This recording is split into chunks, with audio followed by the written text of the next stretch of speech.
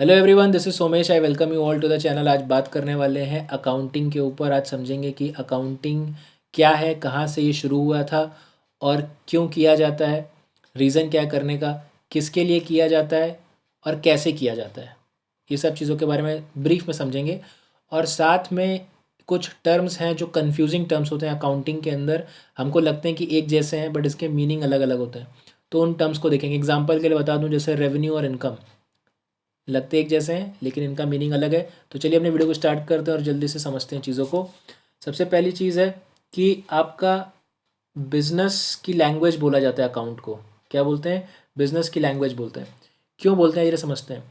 Accounting क्या करता है? पैसे को रिकॉर्ड करता है, मॉनेटरी चीज़ों को रिकॉर्ड करता है, नंबर्स को रिकॉर्ड करता है। और बिजनेस क्या होता है?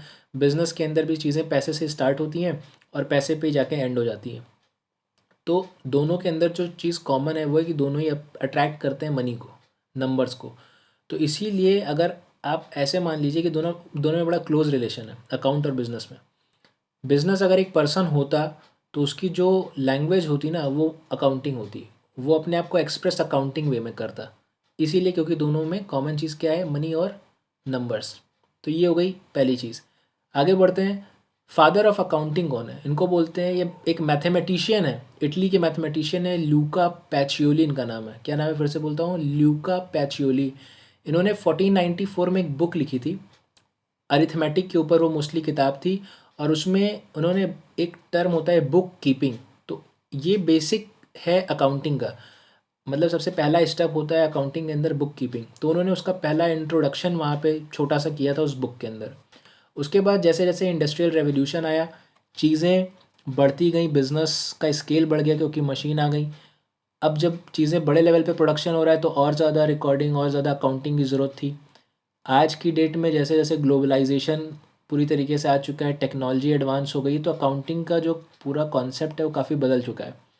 आज एक आपके लिए एजेंसी है जो इस प्रोफेशन को रेगुलेट करती है, जो ये देखती है कि कॉमन प्रैक्टिस अकाउंटेंट फॉलो करें। इंडिया के अंदर भी ऐसी एजेंसी है। तो इंडिया के अंदर जो एजेंसी है उसको बोलते हैं चार्टर्ड अकाउंटेंट इंस्टीट्यूट। इसके अंडर में एक एजेंसी है या कमेटी है, उसको बोलते हैं एएसबी, अकाउंटिंग स्टैंडर्ड बोर्ड। ये अकाउंटिंग स्टैंडर्ड बोर्ड स्टैंडर्ड्स बनाते हैं, इनको बोलते हैं इंडी एएस। इंडी एएस आपके अकाउंटिंग स्टैंडर्ड्स होते हैं। ये प्रिंसिपल होता है, इसको बोलते हैं बेसिकली रूल, पॉलिसीज़, प्रिंसिपल्स, जो गाइड करते हैं अकाउंटेंट को कि अकाउंटिंग करें कैसे, फाइनेंशियल स्टेटमेंट बनाएं कैसे। और सिमिलरली आपका इंटरनेशनल लेवल पे है, उसको बोलते हैं इंटरनेशनल अकाउंटिंग स्टैंडर्ड बोर्ड। और वो क्या बनाते हैं? वो भी आईएफआरएस बनाते हैं। आईएफआरएस क्या होता है? International financial reporting standard. तो ये बहुत इंपॉर्टेंट कॉन्सेप्ट था अकाउंटिंग के लिए, आपको समझना, इसीलिए मैंने बताया। आगे बढ़ते हैं कि अकाउंटिंग की नीड कहाँ से आई, ज़रूरत क्यों पड़ी। देखो, इन्फॉर्मेशन बहुत सारी है, तो इस इन्फॉर्मेशन को रिकॉर्ड करना पड़ेगा। आपका ब्रेन तो रिकॉर्ड नहीं कर सकता इतनी इन्फॉर्मेशन, इसीलिए हमें रिकॉर्डिंग की नीड पड़ी। उसके बाद क्या है, आपको समझना है कि भाई बिजनेस आप करते हो तो उसका एंड रिजल्ट क्या है, प्रॉफिट आया, लॉस आया, किसको कितना पैसा देना है, ये सब के लिए भी रिकॉर्ड होगा तभी बता पाओगे। ठीक है। फिर थर्ड चीज़ क्या थी, आपको अगर कोई आपके ऊपर क्लेम कर दे कि आपको भाई आपने जो सामान बेचा है या आपने सामान खरीदा उसकी वैल्यू कुछ और है, तो आपको रिकॉर्ड ही नहीं होगा तो आप सही चीज़ बता नहीं पाओगे। तो एक तरीके से प्रूफ का काम करता है ये आपके डिफेंस में। तो इसलिए अकाउंटिंग की नीड आई। अब अकाउंटिंग क्या है? अकाउंटिंग एक आर्ट है। किस चीज़ की आर्ट है? जो मॉनेटरी ट्रांजेक्शन्स होते हैं, याद रखना, मनी को रिकॉर्ड करता है। तो अकाउंटिंग क्या है? एक आर्ट है जो मॉनेटरी ट्रांजेक्शन्स को रिकॉर्ड करता है, उसको क्लासीफाई करता है। अब क्लासीफाई क्या करता है, क्लासीफाई बाद में बताता हूँ आगे और डिटेल में। रिकॉर्ड करता है, क्लासीफाई करता है, समराइज़ करता है उसे, उसे एनालाइज करता है, इंटरप्रेट करता है और फिर यूज़र्स को देता है, जो अकाउंटिंग यूज़र्स होते हैं उनको देता है समझने के लिए। तो ये होगा इसकी डेफिनेशन। यही बिजनेस लेवल पे होता है। बिजनेस लेवल पे आप क्या करते हो? बिजनेस लेवल पे आप कितना आपने परचेज़ किया, कितना पैसे लगाए, कितना आपने लोन लिया, कितना आपने सेलिंग किया, किससे पैसे आपको लेने हैं, किसको देने हैं, पूरे साल भर पूरी की एक्टिविटी आपने की, उसको फिर रिकॉर्ड करते हो एक जगह पे। फिर रिकॉर्ड करने के बाद उसको क्लासीफाई करते हो, कौन सी चीज़ें परचेज़ के अंदर गई, कौन सी चीज़ें सेल में गई, कौन सी चीज़ें आपने किससे ली है, कितना आपने लोन लिया, सबका एक अलग अलग अकाउंट बना दोगे। और उसके बाद जो है फिर उसको समराइज़ कर देते हो, दैट्स इट। तो क्लासीफाई करने के लिए यहाँ पे देखो, क्लासीफाई करने के लिए ऐसे अकाउंट बनाए जाते हैं, ठीक है, ऐसे अकाउंट होते हैं। इसके अंदर अभी यहाँ पे ब्लैंक है, अभी मैं आगे आपको दिखाऊंगा और थोड़ा डिटेल में समझा दूंगा इसको। तो ये जो अकाउंट होता है ये एक तरीके से ऐसा फॉर्मेट दिखता है अकाउंटिंग का, ठीक है। और फिर इस तरीके से फाइनली आपका जो जब अकाउंट बन के तैयार हो जाता है तो यूज़र्स के लिए एक कह लो ग्राफिकल फॉर्मेट में जो डेटा प्रेजेंटेशन होता है, इस तरीके से डेटा प्रेजेंट करते हैं एनुअल रिपोर्ट के थ्रू, डिफरेंट रिपोर्ट्स के through, quarterly report, annual report के थ्रू प्रेजेंट किया जाता है डिफरेंट यूज़र्स को। यूज़र्स कौन होते हैं आपके? यूज़र्स आप कह लो कि आपके जो इंटरनल यूज़र्स हो गए, जैसे कि आपका ओनर हो गया, ठीक है, बिजनेस ओनर हो गया। फिर आपके मैनेजमेंट हो गए, मैनेजमेंट को ज़रूरत पड़ेगी। एम्प्लॉयज़ होते हैं, उनको ज़रूरत पड़ती है। एक्सटर्नल में किसको है? इन्वेस्टर्स हैं, कस्टमर्स हैं, ठीक है। फिर आपका गवर्नमेंट एजेंसीज़ होती हैं, उनको रिक्वायरमेंट होगी। टैक्स एजेंसीज़ हो गए, उनको रिक्वायरमेंट होगी। क्रेडिटर्स हो गए आपके, इनको रिक्वायरमेंट होगी। तो ये सब अलग अलग लोग हैं जिनको रिक्वायरमेंट होती है। और एक चीज़ बता दूं, अकाउंटिंग की बहुत सारी ब्रांचेस हैं। जैसे अकाउंट के अंदर तुम्हारी फाइनेंस अकाउंटिंग एक है, जिसकी भी मैं बात कर रहा था, प्रॉफिट है, सेलिंग की, बाइंग की, ये सब। फिर उसकी और डेप्थ भी है, जैसे कॉस्ट अकाउंटिंग की, कॉस्ट को कैसे मैनेज करें। मैनेजमेंट अकाउंटिंग, फाइनेंस को कैसे मैनेज करें, ठीक है। फिर उसके बाद एक होती है आपकी टैक्स अकाउंटिंग। तो अकाउंटिंग की भी कई ब्रांचेज हैं। तो अब आगे समझते हैं अकाउंटिंग प्रोसेस के बारे में। अकाउंटिंग प्रोसेस क्या चीज़ है, ठीक है। तो देखिए यहाँ पे जल्दी से कि कुछ ट्रांजैक्शंस मैंने नोट डाउन करके रखे हुए हैं कि कितना अमाउंट मैंने परचेज़ किया है एक्स से, कितना अमाउंट सेल किया है मिस्टर वाई को, कितना अमाउंट फिर अगेन मिस्टर जेड से परचेज़ किया है। तो अगर आप देखोगे टोटल परचेज़ जो मैंने किए हैं वो अराउंड 800 रुपीज़ के किए हुए हैं, ठीक है। और सेल कितने का किया हुआ है? 600 रुपीज़ का किया हुआ है, ठीक है। ड्यूरिंग द ईयर मैंने इतना अमाउंट परचेज़ किया और इतना अमाउंट सेल किया है। हो सकता है इसमें से कुछ अमाउंट जो मैंने परचेज़ किया है वो साल के एंड में नहीं सेल हुआ है, मेरे पास एज अ क्लोजिंग स्टॉक रखा रह गया है। तो ये मेरे पास टोटल डिटेल्स है जो मैंने यहाँ पे नोट डाउन की है। अब देखो इसको प्रोसेस को स्टार्ट कैसे करते हैं। सबसे पहले इसमें आइडेंटिफाई करना पड़ेगा तुम्हें। अपने ट्रांजैक्शंस आइडेंटिफाई करोगे कि मॉनेटरी नेचर के हैं कि नहीं है, कौन से परचेज हैं, कौन से सेल है, सब देखोगे, मेजर कर लोगे, ठीक है। फिर मेजर मतलब रिकॉर्ड, यहाँ पे इसका यूनिट कितना है, मॉनेटरी नेचर का है, ये सब चीज़ें चेक करना है। रिकॉर्ड, इसको आप रिकॉर्ड करेंगे तो यहाँ पे आपकी अकाउंटिंग रिकॉर्ड हो जाएगी। ये जनरल एंट्री जिसे कहते हैं, जनरल एंट्री पास करना, आप जनरल एंट्री पास कर दोगे। जैसे आप क्या करते हो, अगर आपको बोला गया कि आपने मतलब अपने लेवल पे आप जब भी अकाउंटिंग नहीं इन्वॉल्व होती है तो आप क्या करते हो, आपको परचेज़ करना होता है तो आप लिखते हो सीधे एक्स से मैंने इतना अमाउंट परचेज़ किया है, मैंने वाई से इतना अमाउंट, लेट्स से वाई को मैंने इतना अमाउंट सेल किया है, ऐसा आप प्लस माइनस करके बता दोगे कि मैंने इतना पैसा जा रहा है, इतना पैसा आ रहा है, ऐसे करके आप लिख दोगे। तो उसी चीज़ को यहाँ पे थोड़ा ऑर्गेनाइज वे में लिखा जाता है। अब यहाँ पे क्या होता है, दो साइड होते हैं, मतलब डबल सिस्टम ऑफ अकाउंटिंग होती है। आपको दोनों साइड नोट करना होता है। मतलब 500 का गुड खरीदा है और 500 जिसको आपको देना है, तो आप अपने पास दोनों रिकॉर्ड रखते हो। इसी को बोलते हैं डेबिट और क्रेडिट, ठीक है, डेबिट और क्रेडिट। तो आपने क्या किया, अभी मैं आपको थोड़ा और डिटेल में बता देता हूँ। तो आप क्या करते हो, परचेज़ करते हो। आपने सीधे परचेज लिख दिया कि आपने 800 का गुड्स खरीदा। किससे खरीदा? एक्स से खरीदा और जेड से खरीदा 500 और 300 का गुड। अब जब ये करोगे तो उसमें एक साइड आपका डेबिट साइड इफेक्ट होता है, दूसरा क्रेडिट। डेबिट क्रेडिट कुछ नहीं होता, सिर्फ एक आपका मतलब दो साइड्स होते हैं, जिसमें एक साइड आप पॉजिटिव चीज़ें नोट करते हो, एक साइड नेगेटिव। मतलब अगर आपके लिए पैसा आ रहा है तो पॉजिटिव है, अगर आपके पैसा जा रहा है तो नेगेटिव है। तो बस दो साइड है। जैसे मैंने कुछ अमाउंट्स लिख लिए, मान लो 100 + 20 + 30, तो टोटल कितना हो गया? 150। पॉजिटिव साइड पे मैंने नोट कर लिया।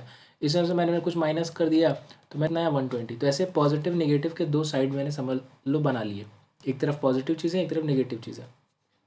तो यहाँ अकाउंटिंग के अंदर इसको कैसे समझते हैं कि जैसे आपके अगर अकाउंट से पैसा जा रहा है, ठीक है, या आप कोई एसेट खरीद रहे हो, तो दोनों ही केस में आपका डेबिट साइड इम्पैक्ट होता है। मतलब पैसा अगर जा रहा है तो क्रेडिट साइड पे क्या करोगे, अगर पैसा अंदर आ रहा है, आपके पास एज एन इनकम आ रही है, या आप ऐसे लाइबिलिटी ले रहे हो तो भी आपके पास पैसा आ रहा है, तो आप उसको क्या करोगे, क्रेडिट करते हो। दो साइड होते हैं। यहाँ पे मैंने क्या किया है, यहाँ पे मैंने नेचर दिखाया हुआ है कि जैसे भाई मेरा अकाउंट पैसा, मेरे अकाउंट मैंने गुड्स खरीदे, इतने का पैसा गया, तो मैंने अपना अकाउंट परचेज अकाउंट बनाया, उसमें 800 रुपये का अमाउंट डाल दिया, और मैंने जिससे ख़रीदा है उसका अकाउंट क्रेडिट करूँगा तो उसके अकाउंट को मैंने क्रेडिट डाल दिया। ऐसे ही आपने सेल्स किया तो सेल्स आपके लिए क्या है, पैसा आएगा तो आपने उसको क्रेडिट पे डाल दिया, जिससे आपको लेना था उसको पैसा देना होगा तो उसको आप क्या करोगे, डेबिट पे डाल दोगे। एक अगर आपको पता है तो दूसरा वाला आप अपने आप और उसका अपोजिट हो जाएगा। अगर आपको पता है कि भाई पैसा आ रहा है एक तरफ सेल्स की वजह से, तो किससे आ रहा है उसका अकाउंट तो डेबिट ही होगा। तो इस तरीके से आप उसको मेंशन कर सकते हो। फिर इसको क्लासीफाई करना पड़ेगा क्योंकि साल भर में आप बहुत सारे ट्रांजेक्शन्स करते हो। आप जैसे मैंने यहाँ 2 ट्रांजेक्शन दिखाए परचेज़ करके कि यहाँ परचेज़ कितने 2 लोगों से मैंने परचेज़ किया, ऐसे आप लोग कई लोगों से परचेज़ करोगे तो वो फिर ऐसे सेल्स करोगे, फिर ऐसे कुछ लोगों को पैसा आपसे मिलना होगा, आपको किसी को देना होगा, फिर बहुत सारे कैश अमाउंट आप रिसीव करोगे। तो ये जितने अलग अलग नेचर के ट्रांजेक्शन्स हैं इन सब के लिए एक अकाउंट बनाते हैं, सब के लिए अलग अलग account, purchase account, sale account, cash, बहुत सारे सकते हैं। तो आपको रिकॉर्ड करना पड़ेगा, एक अकाउंट बनाना पड़ेगा परचेज का कि आपने किससे ख़रीदा है, सेलिंग में आपने किसको किसको सेल किया है, किससे पैसे आना है, किससे देना है, कैश कितना है। तो ये एक क्लासिफिकेशन इसको बोलते हैं कि हर एक अकाउंट का टोटल बैलेंस कितना है, उसमें कौन कौन से लोगों के साथ ट्रांजैक्शन किया गया है। तो जैसे मैंने परचेज़ में बना दिया कि मैंने एक्स से परचेज़ किया, जेड से परचेज़ किया, और मैंने डेबिट साइड पे इसको नोट किया क्योंकि मेरे इस तरफ क्या हो रहा है, पैसा जा रहा है, माइनस किया, तो इसको नोट डाउन कर लिया। और इसका जो टोटल आया वो 800, इस टोटल को at the end of the year में ट्रांसफ़र कर दूंगा, मुझे अपना अकाउंट बंद करना पड़ता है अकाउंट। तो इसको बोलते हैं क्लासिफिकेशन, इसको बोलते हैं रिकॉर्डिंग। ये बहुत ही बेसिक पार्ट होता है। इसके बाद फिर हम क्या करते हैं, जैसे मैंने बताया कि at the end of the year profit loss बना दोगे, तो उसको बोलते हैं समराइज़ करना। उसमें क्या होता है, आप नेट प्रॉफिट निकाल देते हो। फिर मतलब आप जो भी साल भर एक्टिविटी करते हो, परचेज, सेल, तो उसका इम्पैक्ट क्या पड़ा, आपने प्रॉफिट बनाया, लॉस बनाया, वो आप प्रॉफिट एंड लॉस में देखोगे, इनकम स्टेटमेंट जिसे बोलते हैं। फिर आप बैलेंस शीट बनाते हो। बैलेंस शीट में भाई आपको हो सकता है कुछ लोगों से भी पैसा लेना हो क्योंकि अभी सबने नहीं दिया होगा, तो कितना पैसा लेना है, कितना पैसा आपको देना है, कितने लोगों से आपने लोन लिया हुआ है, कितना अमाउंट कैश का आपके पास अभी है, कितना आपके पास अमाउंट अभी ऐसा है जो आपने नहीं सेल किया है साल भर के अंदर। तो ये सारी पोजीशन क्या है at the end of the year, तो ये सारी चीज़ें आप यहाँ पे शो करते हो। रिकॉर्डिंग क्लासीफाइंग के अंदर आप रिकॉर्ड करोगे और समराइज़ के अंदर पीएनएल और बैलेंस शीट और ट्रायल बैलेंस बनाते हो, चेक करते हो एक्यूरेसी, ये सब चीज़ें करते हैं। बस इतना ही है इस पर्टिकुलर सेक्शन के अंदर। आगे बढ़ते हैं यहाँ से। अब कन्फ्यूजिंग वोकैब के बारे में समझेंगे। कन्फ्यूजिंग वोकैब कुछ ऐसी चीज़ें, कुछ ऐसे टर्म्स जो दिखते तो भाई बहुत लगते हैं कि कॉमन से हैं, सेम से हैं, लेकिन एक्चुअली में होते काफ़ी डिफरेंट हैं। तो इनको ज़रा समझते हैं ऐसे कौन से टर्म्स हैं। जैसे मान लो कि तुम्हारे पास सेल्स है, और सेल्स और रेवेन्यू ये दो चीज़ें सेम होती हैं, ठीक है। और इसको क्या बोलते हैं, टॉप लाइन बोलते हैं। अगर आपको कोई बोलता है कि भाई टॉप लाइन क्या है इनकम स्टेटमेंट में, तो टॉप लाइन का मतलब होता है सेल्स और रेवेन्यू, दोनों सेम चीज़ें। बॉटम लाइन क्या है, बॉटम लाइन आपसे पूछे कि बॉटम लाइन क्या है, तो आप बता सकते हो बॉटम लाइन होता है प्रॉफिट, जो नेट प्रॉफिट होता है या इनकम जो आती है उसको बोलते हैं। और ये आती कैसे, इसमें सेल में से आप कॉस्ट माइनस करोगे, जो भी एक्सपेंसेस माइनस करोगे, तो आपको आएगी प्रॉफिट या नेट इनकम।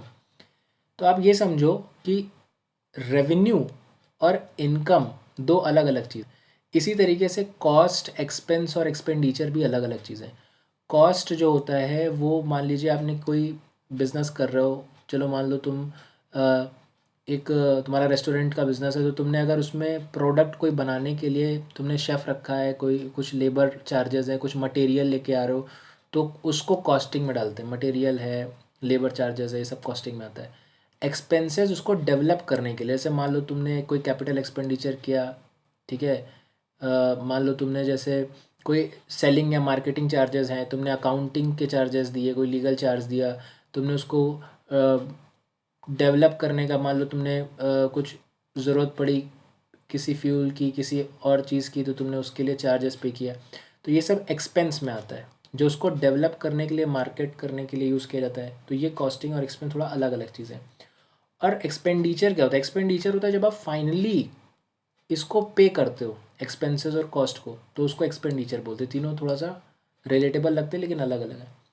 ऐसे ही ऑर्डर्स और सेल अलग अलग चीज़ है। ऑर्डर और सेल, जब आप फूड डिलीवरी वाले को ऑर्डर देते हो, तो ऑर्डर का मतलब हुआ कि सेलिंग नहीं, आपने इसको सेल नहीं किया, आपने सिर्फ ऑर्डर दिया है।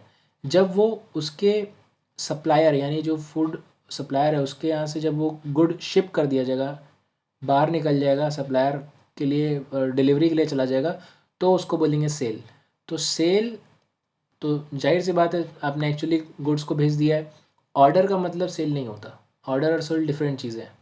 शिपमेंट का मतलब होता है सेल्स, समझ रहे हो। ऑर्डर का मतलब सेल नहीं होता। Solvency and profitability, solvent, solvent का क्या मतलब होता है, सॉल्वेंट मतलब होता है कि आपके पास पैसा इतना है कि आप कोई भी एक्सपेंस मीट आउट कर सकते हो। ठीक है। प्रॉफिटेबिलिटी का क्या मतलब होता है? प्रॉफिटेबिलिटी का मतलब होता है कि आपके पास पैसा है, लेकिन ये कैसे आ रहा है? आपके पास सेल इतनी ज़्यादा है, आपके कॉस्ट से ज़्यादा है या एक्सपेंसेस से ज़्यादा है, टोटल मिला के सेल आपकी ज़्यादा है, तो आपको, आप बोलोगे आप प्रॉफिटेबल हो। तो प्रॉफिटेबल आप हो सकते हो, लेकिन साथ में उसी टाइम पे हो सकता हो कि आपके पास इंसॉल्वेंसी की भी प्रॉब्लम हो। तो दोनों एक साथ पॉसिबल है, प्रॉफिटेबिलिटी भी और इंसॉल्वेंसी भी। तो ये दोनों लगते हैं सिमिलर चीज़ें कि आप सॉल्वेंट हैं, प्रॉफिटेबल हैं, लेकिन दोनों का मीनिंग अलग होता है। ठीक है। लास्ट एक चीज़ और समझ लेते हैं। अकाउंटिंग में जो सबसे बेसिक चीज़ होती है asset, asset minus liability is equal to capital, ये एक फार्मूला होता है। कैपिटल का मतलब होता है इक्विटी, नेटवर्थ। ठीक है, जो आप, जिसे बोलते हो आप हिंदी में पूंजी। ठीक है, जो आप लेके आते हो बिजनेस स्टार्ट करने के लिए। तो जब आप बिज़नेस स्टार्ट करोगे तो कैपिटल लेके आओगे। ठीक है। फिर उसके बाद क्या करते हो? बिज़नेस करते हो, सारे आप जो है एसेट्स बाय करते हो, जो भी चीज़ें आपको लगती हैं परचेज़ करते हो। फिर उसके बाद उसको सेल करते हो। अगर आप प्रॉफिट में रहते हो तो ये कैपिटल बढ़ता रहता है। अगर आप प्रॉफिटेबल होते जाओगे तो ये कैपिटल बढ़ेगा आपका, क्योंकि आप पैसा बढ़ा रहे हो। अगर प्रॉफिटेबल नहीं होगे तो कैपिटल कम होती जाएगी। और क्या तरीका है? लोन वोन लेकर के आप कैपिटल बढ़ा सकते हो, लेकिन अगेन वो आपकी लाइबिलिटी को भी बढ़ाता है। तो कैपिटल ये हो गई आपकी, इसको और बोलते हैं नेटवर्थ, इक्विटी। ठीक है। Book value. एसेट और लाइबिलिटी क्या चीज़ होती है? एसेट लाइबिलिटी आपका जो चीज़ें आप ओन करते हो, ओन मतलब कि जिससे आपको मान लो फ्यूचर में कैश मिलने वाला है जिन चीज़ों से। ठीक है, कोई भी चीज़ जिससे आपको फ्यूचर में कैश मिलने वाला है उसको बोलते हैं एसेट। और जहाँ पे आपको फ्यूचर में पैसा देना है उसको बोलते हैं, या जिसको आप ओ कर, उसको अगर आप माइनस कर दोगे तो आपको आ जाएगी कैपिटल। अब जैसे जैसे आपकी एसेट बढ़ती जाएगी, आपका पॉजिटिव साइड पे कैपिटल बढ़ता जाएगा। That's it. तो बस आज के लिए इतना ही। अगले वीडियो में मिलेंगे तो फिर और अकाउंटिंग प्रिंसिपल्स की बात करेंगे। Till then goodbye. अगर आपको वीडियो अच्छा लगा तो प्लीज़ डू लाइक, सब्सक्राइब।